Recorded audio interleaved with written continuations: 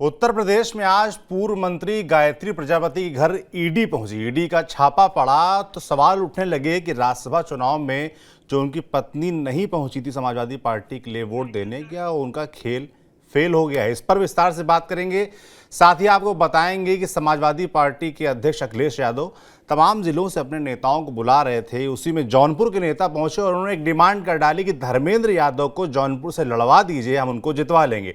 तो क्या ये बातचीत हुई, इसके बारे में आपको विस्तार से बताएंगे। साथ ही बहुजन समाज पार्टी ने 2 प्रत्याशी घोषित किए हैं। आधिकारिक तौर पर नहीं और सोशल मीडिया पर उनका नाम चल रहा है। उन्नाव से और फैजाबाद अयोध्या से कहा जा रहा है 2 ब्राह्मण प्रत्याशी उतारे जाएंगे। और सवाल ये भी खड़े हो रहे हैं कि उनको लोग जानते हैं, बसपा के प्रत्याशी को क्या बसपा के लोग जानते हैं कि नहीं। इस तरह के सवाल भी उठ रहे हैं। तो सभी खबरों पर विस्तार से बात करने के लिए हमारे साथ जुड़ेंगे हमारे वरिष्ठ साथी पंकज जी। पंकज जी, बहुत स्वागत है आपका। और आज सुना है आप बिहार की धरा से बात करेंगे हमसे, उत्तर प्रदेश के बारे में। जी हाँ, मैं आपसे बिल्कुल बिहार विधानसभा से जुड़ा हूँ। थोड़ी देर पहले नीतीश कुमार यहाँ आए हैं। हम लोग यही जानना चाह रहे थे कि बिहार में जो एनडीए में सीटों का बंटवारा हो रहा है उसका पेच सुलझा या नहीं सुलझा। तो इस बीच में हम यहाँ जुड़ रहे हैं यूपी की बातों को लेकर। बिल्कुल, बिहार में पेच सुलझा कि नहीं वो पंकज जी पता कर रहे हैं, वो बिहार के चैनल में बताएंगे। मगर इस समय उत्तर प्रदेश में ईडी पहुंची हुई है पूर्व मंत्री गायत्री प्रजापति घर पे, वहां पेच फंस गया है। क्या चल रहा है पंकज जी? ये बड़ा सन्नाटे में बहुत बड़ा काम हो गया। मतलब किसी ने इसके बारे में सोचा नहीं होगा। कम से कम महाराजी प्रजापति ने तो सपने में भी नहीं सोचा होगा। मामला कोई नया नहीं है, मामला तो बहुत पुराना है। जब अखिलेश यादव की सरकार में, आप सब जानते हैं कि माइनिंग मिनिस्टर थे गायत्री प्रजापति और उनके खिलाफ बहुत सारी जांचें चल रही है और ईडी की जांच भी चल रही है। वो लगातार जेल में है। हमने तो यही सुना था और हमें यही बताया गया था कि राज्यसभा के चुनाव में जो उनकी पत्नी महाराजी प्रजापति हैं, जो विधायक हैं, उन्होंने जो अप्रत्यक्ष रूप से बीजेपी के 8वें उम्मीदवार संजय सेठ की मदद की। अब ताली तो दोनों हाथ से बजती है भाई। अगर आपने दिया है तो आपको कुछ मिलेगा भी। ऐसे तो कोई काम करता नहीं है। राजनीति का उसूल यही है। तो उनके मामले में ये हुआ था कि वो वोट डालने नहीं आई थी। तो वोट नहीं डालना भी एक तरीके से कहीं ना कहीं बीजेपी की मदद करना ही था। उन्होंने ऐसा किया। तो हम लोग तो ये मान के चल रहे थे कि गायत्री प्रजापति जनाब जो है वो जेल से निकलकर जेल के अस्पताल पहुंच जाएंगे। ऐसा कई बार होता है, बड़े नेताओं के साथ भी होता है कि राहत के तौर पर ये एक एडजस्टमेंट होता है कि जेल की चारदीवारी से निकल के अस्पताल में थोड़ी सुविधा बढ़ जाती है, माहौल भी अलग मिलता है, खुली हवा में सांस भी ले लेते हैं, थोड़ा सा स्वास्थ्य का ख्याल भी रखा जाता है। पर यहाँ तो स्वास्थ्य खराब हो गया। आपको बताऊं, कुछ देर पहले गायत्री प्रजापति की पत्नी का बीपी बहुत बढ़ गया। जब ईडी का रेड सवेरे से चल रहा था, उनका बीपी बहुत बढ़ गया। फिर डॉक्टरों की टीम बुलाई गई है। अब जाके पता चल रहा है कि उनका बीपी थोड़ा सा नॉर्मल हुआ है। तो ये किसी ने सपने में भी नहीं सोचा था। खबरें ये भी थी कि बेहोश भी हो गई थी। जी हाँ, बिल्कुल। और अमेठी में उस जगह से जहां ये कहा जाता है कि पिछले चुनाव में भी अप्रत्यक्ष रूप से कहीं ना कहीं स्मृति ईरानी की मदद की गई थी। लेकिन अब जो चीजें आ रही हैं तो ये किसी ने नहीं सोचा था। फिर मुझे लगता है कि इसमें पेंच दर पेंच होगा और कहीं कुछ दूसरे इशारे भी होंगे। हो सकता है जिस तरीके से ईडी की टीम अहले सुबह उनके घर पर पहुंच गई और जांच शुरू हो गई है, तो लगता है कि राजनीति में वो होता है ना कि बात निकलेगी तो फिर दूर तलक जाएगी और जो दिखता है वो होता नहीं है। बहरहाल उन्होंने बीजेपी का समर्थन तो किया था, लेकिन आखिरी ईडी की टीम पहुंची कैसे? विपक्ष तो ये कहता है कि ईडी भी अपने आप में ना बीजेपी की एक, क्या कहते हैं उसको, हथियार है ये। हालांकि कांग्रेस के जमाने में कांग्रेस पर भी आरोप लगते थे, तब ईडी के बदले सीबीआई होती थी।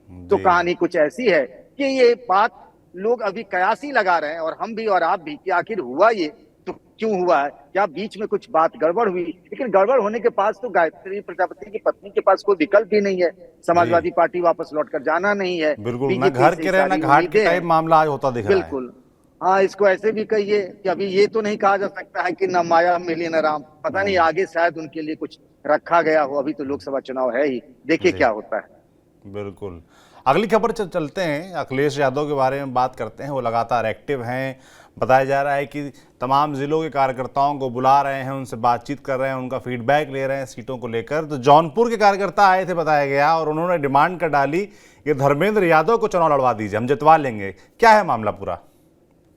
देखिए, उस बात बताऊं, उससे पहले ना जब डिजिटल कॉपी लिखते तो तुरंत नहीं बताते, थोड़ा सा ना तवा गरम किया जाए। हाँ जी। तो जो हम लोग चर्चा करे थे ना कि अपने चचा शिवपाल यादव मुंह फुलाए हुए हैं, नाराज हैं और बाहर नहीं निकल रहे हैं, तो चचा शिवपाल यादव आज सदल बल पहुंच गए हैं पूरे अपने लाव लश्कर के साथ। बदायूं जहां से उन्हें टिकट मिला समाजवादी पार्टी का।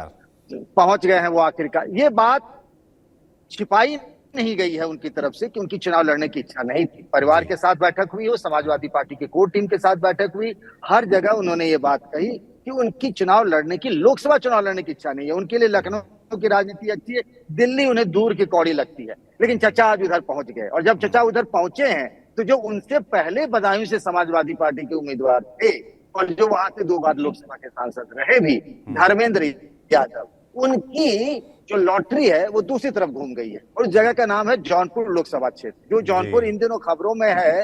धनंजय सिंह को लेकर किस तरीके से 7 साल की सजा हो गई, जेल में है, उनके सारे अरमानों पे पानी फिर गया है, पता नहीं क्या होगा। हालांकि इलाहाबाद हाईकोर्ट में अर्जी लगा रखी है सजा पर रोक लगाने की, खैर बात वो अलग। जैसा हम और आप कह रहे थे कि 15 तारीख तक का कार्यक्रम है अखिलेश यादव का, कि रोज यूपी के कम से कम 8-10 जिलों से समाजवादी पार्टी के जो पदाधिकारी उनको बुलाते हैं, उनसे बात करते हैं, बूथ प्रबंधन से लेकर तमाम चीजें। कांग्रेस के साथ मिलकर चुनाव लड़ना है और आप सबको मिलकर लड़ना है, उम्मीदवार कांग्रेस का हो या समाजवादी पार्टी को, आपको जिताना है। जब जौनपुर जिले की टीम पहुंची वहां समाजवादी पार्टी की, तो वहां ये डिमांड हो गई कि भैया ऐसा है कि कोई एक बड़ा भारी भरकम चाहिए उम्मीदवार।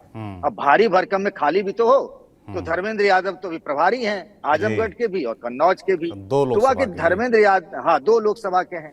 तुआ के धर्मेंद्र यादव जी को जौनपुर भेज दिया जाए। 3 लाख के करीब यादव वोटर हैं और 2.25 लाख के करीब मुस्लिम वोटर हैं। ये 2 लोग मिल जाएंगे और फिर कुछ और वोटर भी अति पिछड़ी जाति के दूसरे बिरादरी के आ जाएंगे, तो हमारा काम बन जाएगा। और बीजेपी के जो उम्मीदवार हैं, जो मुंबई से आए हैं, रहने वाले मूलतः जौनपुर के हैं, कृपा शंकर सिंह, उनको हम लोग रोक सकते हैं। और ये जौनपुर की कई समाजवादी पार्टी के कई नेताओं ने कहा। और इसके पीछे एक तर्क ये भी दिया गया कि जौनपुर की जो समाजवादी पार्टी है पिछले कई सालों से 2 गुटों में बटी है। अच्छा। पारसनाथ यादव जो सांसद थे वो तो नहीं रहे, उनके बेटे लकी यादव विधायक है और दूसरे हैं ललई यादव, ये दोनों विधायक हैं। और इन दोनों के संबंध ऐसे ही हैं जैसे सब जानते हैं, एक तरफ भारत, एक तरफ पाकिस्तान। तो ये हुआ कि इन दोनों में से तो किसी को चुनाव लड़ाना आज की तारीख में मुनासिब नहीं होगा। समाजवादी पार्टी भी ये जानती है। जी। एक दौर था जब समाजवादी पार्टी यहाँ से ब्राह्मण उम्मीदवार की तलाश में थी। कुछ दिन पहले तक मेरे पास ये जानकारी आई थी, लेकिन कोई ढंग का ब्राह्मण नेता भी तो मिले जो वहां से लड़े। तो ऐसे कोई चेहरा नहीं मिला, तो चर्चा हुई कि भाई धर्मेंद्र यादव को दे दीजिए, वो बड़े नेता है, उनके नाम पर हमारे सब लोगों में, पार्टी के कार्यकर्ताओं नेताओं में एकता रहेगी, हम सब मिलकर चुनाव लड़ेंगे। और ये सीट जो है जौनपुर वैसे भी बीजेपी के लिए डिफिकल्ट रही है। 2019 में भी देखिए कि वहां बीजेपी हार गई थी, बहुत ज्यादा वोटों के फक्स नहीं हारी थी। 2014 में भी जब बीजेपी के उम्मीदवार वहां से केपी सिंह जीते थे तो भी वहां बहुत अधिक वोटों के अंतर से नहीं जीते थे। तो जौनपुर हमें बीजेपी भी मानती है कि वो टफ सीट है। अगर वो ऐसा नहीं मानती तो फिर बाहर से, मुंबई से कृपा शंकर सिंह को क्यों उम्मीदवार बनाया जाता? बीजेपी भी मानती है।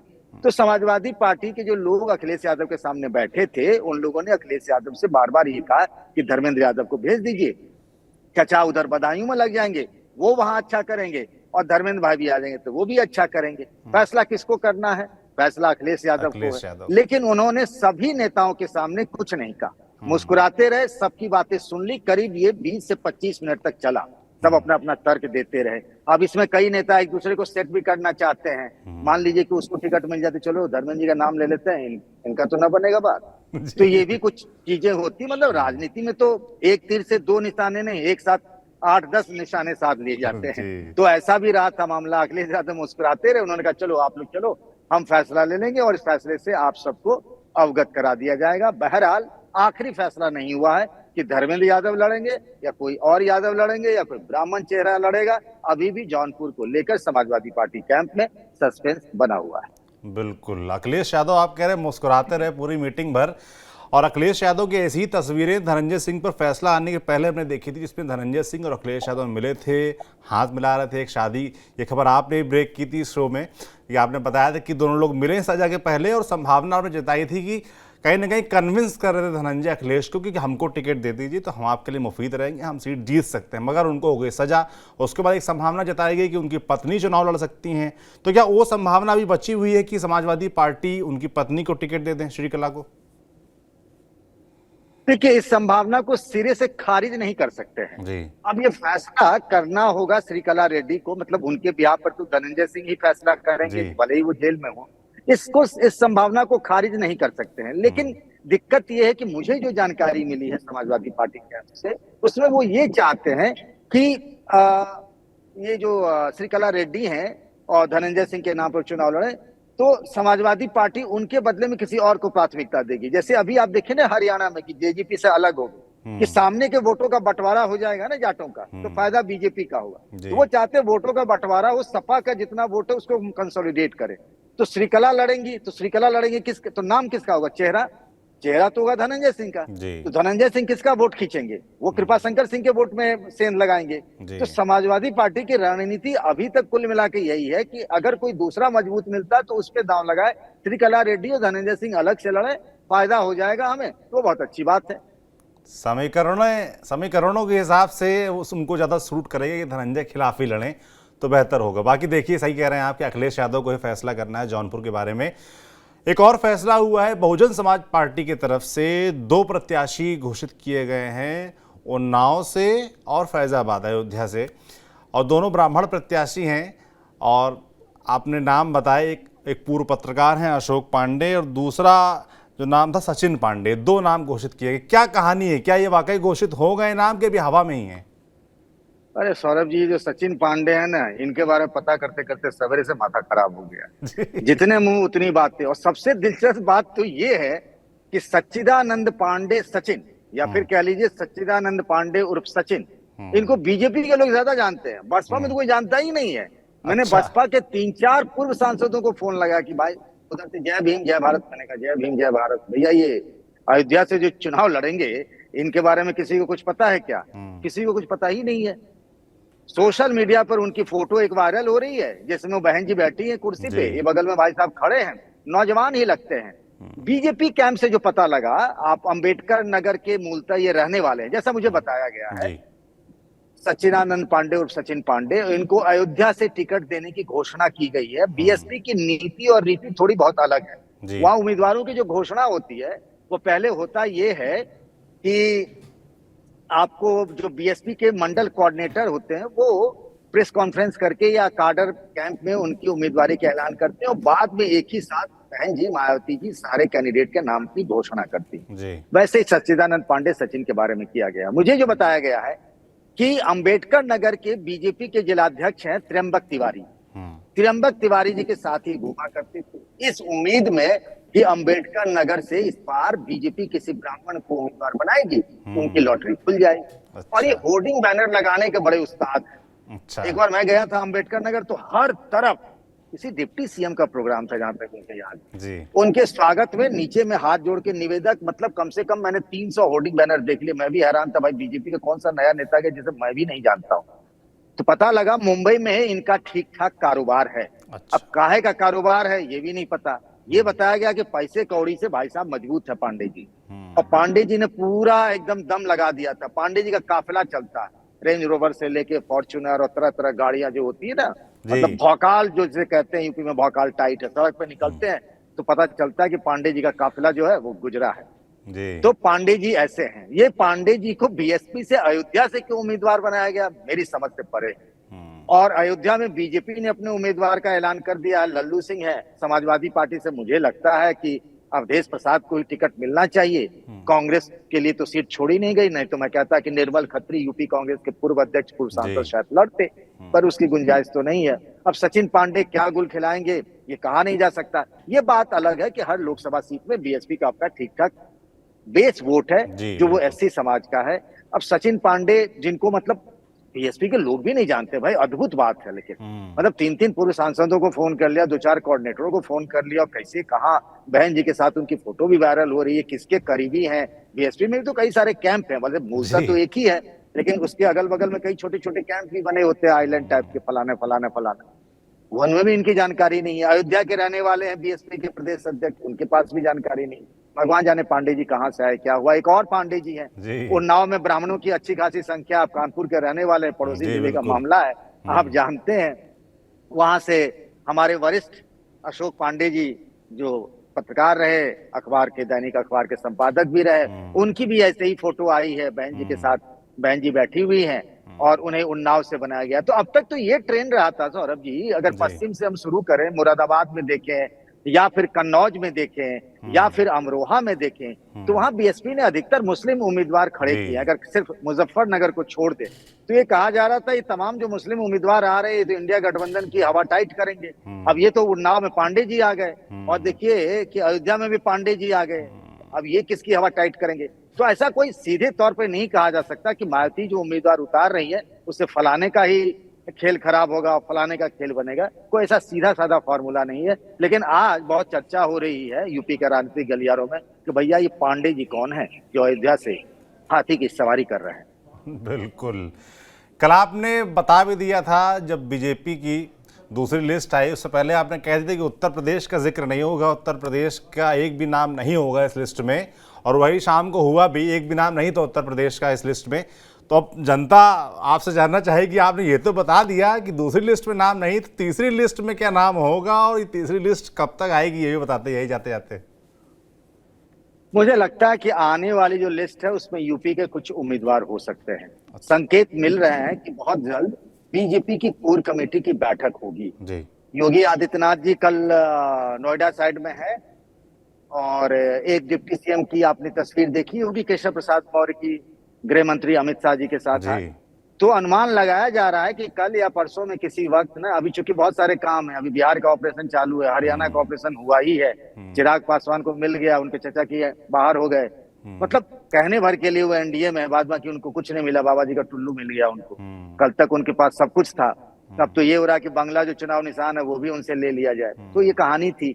तो मुझे जो जानकारी मिल रही है कि बहुत जल्द यूपी बीजेपी कोर कमेटी की बैठक होगी, फिर मामला चुनाव समिति में जाएगा और उसके बाद जिन सीटों को लेकर होल्ड किया गया है उनके बारे में कुछ सीटों पर फैसले हो सकते हैं। ये भी हो कि 2-3 सीटें फिर होल्ड कर ली जाए और बिल्कुल आखिर में उन उम्मीदवारों की घोषणा होगी। मुझे एक नाम याद आ रहा है जिसके नाम के बारे में सब लोग जानना भी चाहते हैं कि उनका क्या होगा, यानी वरुण गांधी का क्या होगा। मुझे याद है 2019 का लोकसभा चुनाव, बीजेपी की बिल्कुल आखिरी लिस्ट में था वरुण गांधी का नाम और तब तक वरुण का बीपी बढ़ता रहा, उनके समर्थकों का भी बीपी बढ़ता रहा। इस बार भी यही हो रहा। मुझे लगता है इस बार भी शायद पीलीभीत को लेकर बिल्कुल आखिर में फैसला हो, मुझे ऐसा लगता है अभी तक जो संकेत मिल रहे हैं। बाद बाकी तो राम जाने, बीजेपी की माया अपरंपार है।